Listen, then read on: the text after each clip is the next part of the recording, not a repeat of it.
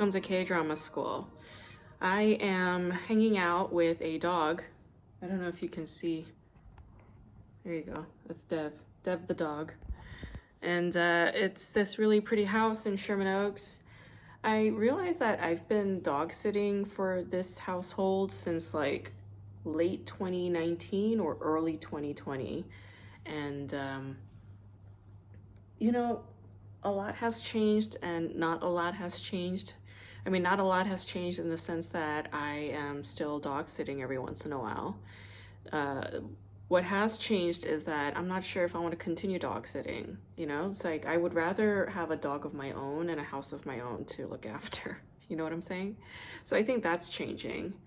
And I also didn't realize like how much energy dog sitting actually eats up. I don't know if any of you guys dog sit. I don't dog sit often or pet sit often. I'll pet sit if I want to go hang out at that house, So it's more like an exchange, like, oh, like I want to go hang out in that space. And if there's an animal, okay, I'll care for it. But it's not just this passive thing. Like I'm thinking about the dog's needs all the time, like she needs to go out 3 times a day. Each time I go out, like we go for a really long walk each time. And that does take energy. That does drain some of my energy. Also thinking about another living being and meeting all of their needs, that eats up energy. So I was just really exhausted yesterday. Yeah, it was like day 2 of looking after her and I was just like really exhausted. So I think I slept for like 10 hours or something. So if you're a dog sitter or a pet sitter, I feel for you.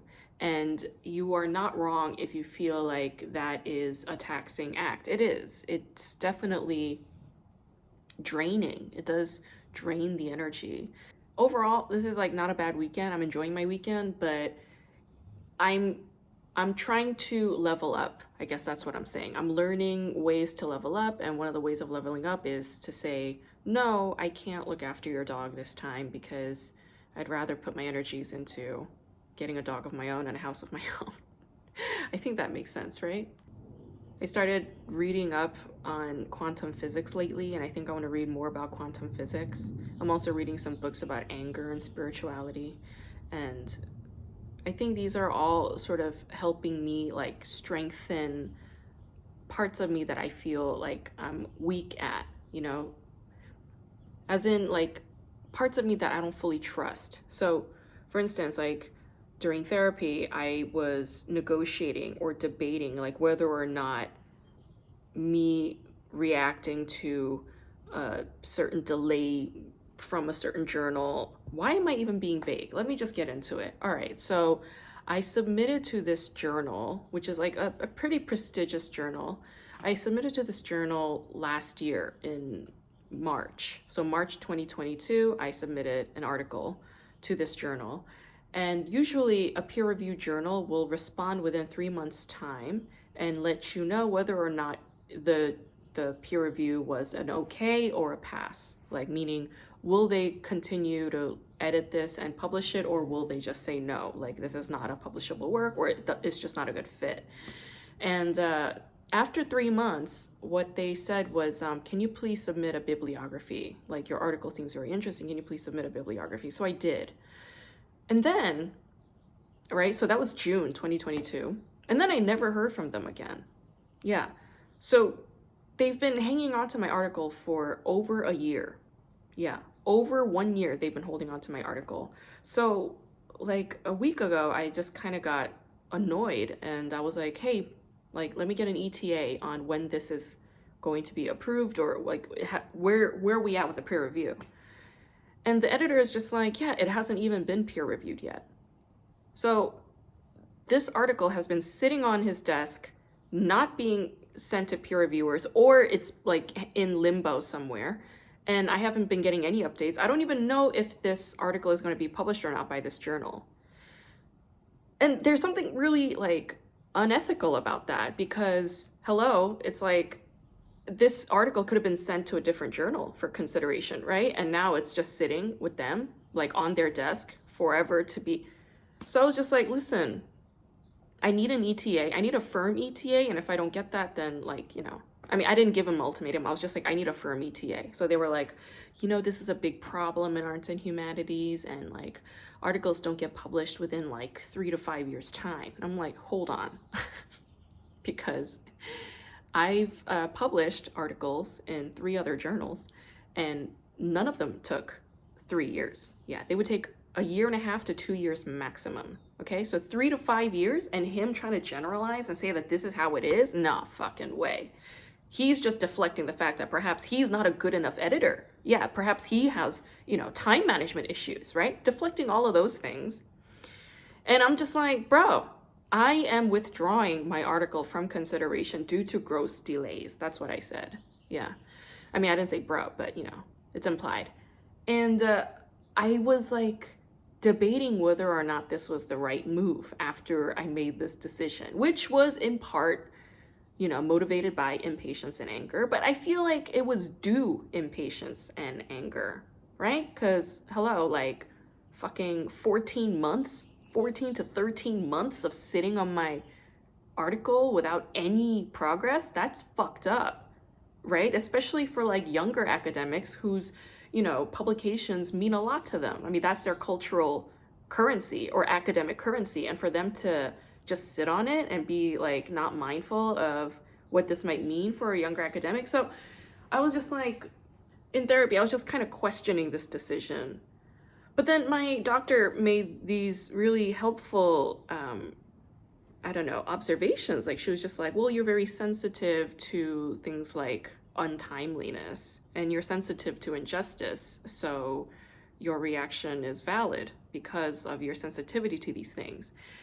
And whereas I was thinking about my insensitivity from a place of like pathology or a place of self-blame, a place of like self-criticism, she was trying to shift my self-perception and say like, well, I am thinking and feeling this way because of its validity, because it is perhaps necessary, and that perhaps my reaction to these events are not at all overreactive or uncalled for, right? Because it's not like I was, flipping tables and cursing him off and telling him to go fuck himself or, fuck his mom. I didn't say any of that shit, I was firm and assertive. I just said I'm withdrawing my article from consideration due to gross delays. And I feel like that's polite enough. In fact, I feel like that's like the perfect way to end that conversation. And this guy, he was like, well, I respect your decision, but can you please reconsider staying with us? I'm like, clearly you don't respect my decision, bro, because you're asking me to stay when I'm like, no, there's no ring on this finger, is there? This is not a marriage proposal, is it? No, it's like, you're asking me to continue to stay with you, hoping that it will find another peer reviewer. No, forget that. You've had your chance for 15 months, and I feel like that's too long, right? In any case, I guess what I'm trying to say is trust your feelings. Trust your feelings. Trust your thoughts. It's not like you don't do the work. It's not like you're some unreliable idiot. You're not.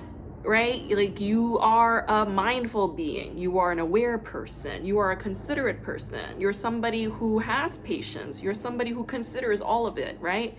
And I don't for a second blame him personally. I do believe that he is trying his absolute best. I fully believe that. But is it enough for me? No, it isn't. So I gotta move on. So I just, withdrew and I submitted the article elsewhere. There we go. So there it is. There's the rub, huh? You guys, today's show that I'm going to be discussing is Mr. Queen. And this is a show that I was kind of avoiding for a while. It's not because the show is bad. In fact, this show is considered one of the highest rated shows among cable TV shows in Korea, domestically. Yeah, the viewers love this show. And it's not just a domestic thing. Like when I was teaching that K-drama class at UCLA, a lot of my students were telling me to watch Mr. Queen. And I think at the time I didn't see it because it was not on Netflix. I think it was on, or was it on Netflix? No, I don't think it was on Netflix at the time. I think it was on Viki. No, was it on Netflix? Whatever. Why the fuck does it matter? It doesn't matter. I just didn't, it did not draw me, okay? Like the actress who's in it, what's her face? Kim Hye-sun? Is it Kim Hye-sun? Where is she? No, Shin Hye-sun. Yeah. The actress Shin Hye-sun, like she's somebody I've seen in plenty of other shows, like Oh My Ghostess. She was also in She Was Pretty. She was also in The Legend of the Blue Sea. And in none of those shows was she a lead. She was always playing the supporting role, you know, and like the bitch girl, the saboteur lady, right? And I was just like, okay, like she's all right. Oh wait, no, in My Ghostess she was not. Oh My Ghostess she was not playing the bitch girl. She was playing the younger sister to the arrogant chef. But like there wasn't anything about her that drew me. Okay, there wasn't anything about her that was like, oh, she has flavor, she's got spice. I was just like, whatever. She's just a whatever actress. She's not even that hot. She's just like very whatever. But then in Mr. Queen, she's playing the lead and she really gets to spread her wings and she's actually pretty funny. Yeah, like especially when she first wakes up in that woman's body and she's like looking for her penis. I thought it was really funny. She has a very good sense of physical comedy and I'm like, all right, Shinezon, like I see you, you got this, all right? The way she sits down like a man, the way she eats like a man, the way she speaks informally to the king. All of those things to me are funny because she's behaving in what would be considered abnormal, what would be considered absurd for a woman in the Joseon Dynasty era to be. Like a woman in the Joseon Dynasty, especially a queen, she would not be talking informally to the king. She would not be sitting with her legs spread wide open. You know, she wouldn't be like flaunting her freedom or being herself in any way. No, she would not do that, right? Like, gotta stick to the rigidity, to the ritual, to the rules, to tradition, abide, go by whatever other people say. Like, that's the role of a queen. And I think the show exhibits these traits through the queen, who is embodied through the embodiment of a queen, which is actually like a chef's soul, right? Like a male chef's soul from the 21st century. Like, how would a queen's life look when it's bound by these rigidities, but she's constantly looking to break out of them, right? Through this male soul, through the man's soul, the 21st century male soul that is dwelling within this queen. Like, what's going on? How would that tension, the push and pull of that, exhibit these weird scenarios? And it does a lot of that. I think the show also explores trans queerness, and we've talked about this when I was talking about what is it, The King's Affair? What was that show? It's like a different show where like the king was a woman. You know, that's trans queerness, right? When the gender identity of a being is like not quite certain.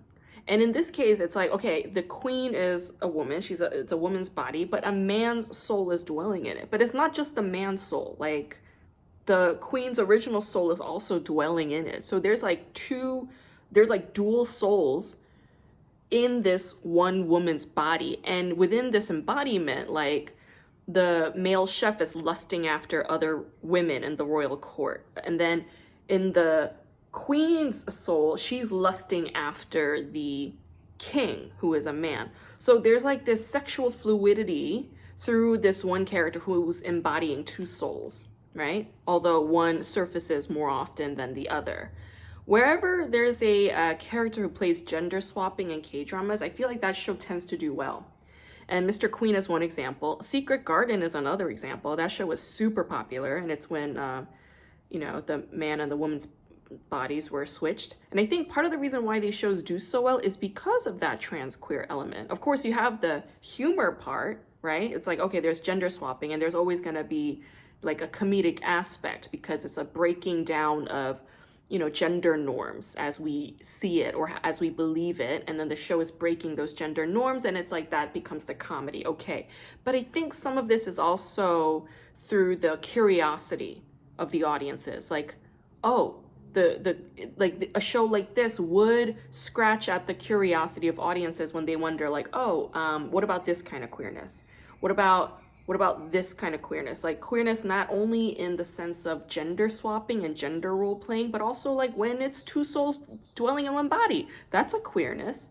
When it's a different time era, right? When it's a man from the 21st century dwelling in the body of a queen from the Joseon Dynasty era, that's a time-space queering.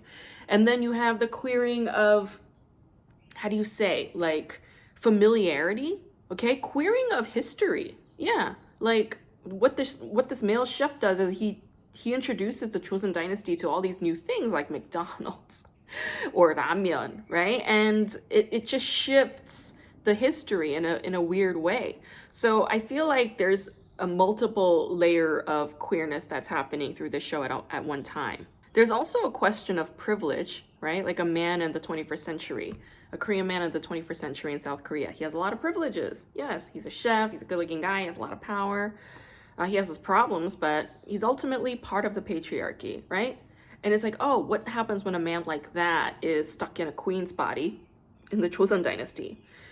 And a queen doesn't have much power. I think that's what the show is also exploring. It's like, okay, a queen is a privileged title. It seems powerful, but she doesn't have any power. She doesn't have any say whatsoever. She's just a pawn in the scheme of all the politicians who are in that court, including her father, right? Her father is constantly like, he's so like greed oriented and material oriented. And at one point she does confront him and say like, it's your greed that got me thrown into the lake, right? I also thought it was really funny when the queen starts noticing how everybody at the palace keeps saying like, please kill them. Like they're always saying like, 죽여 주시옵소서, which means like, please kill me. And it's like, and it's a phrase that these, royal court people say to show deference and humility to the royal family. But she notes how frequently these people devalue their own lives over the sake of something that doesn't require death, like slighting the royal family in the smallest way or not at all. And they just feel it. They just feel like what they've done is so horrendous that they feel like they need to go and die. Yeah. And she's just like, why are you also suicidal?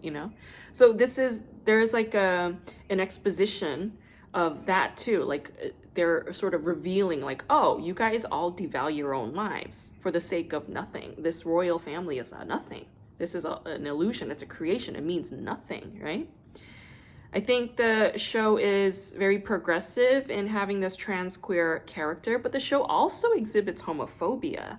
Like when the queen wakes up the morning after having sex with the king and she's like freaking out. And it's not like she didn't have any agency the night before. It's not like she wasn't making moves. She was fully aware, right? So it's like, what's with the screaming the morning after? It's like, it's happened. The deed is done and you were part of the deed. Like, stop being so coy, I thought it was funny how the show also includes elements or aspects of incest, right? Like the queen and her cousin are kissing cousins. Like, girl, oh my gosh, what is happening? Go. That's funny. That's crazy. Yeah, that's like a very classic soap opera quality, right? To have an aspect of incest. I'm like, yeah, you go. This is fun. This is entertaining.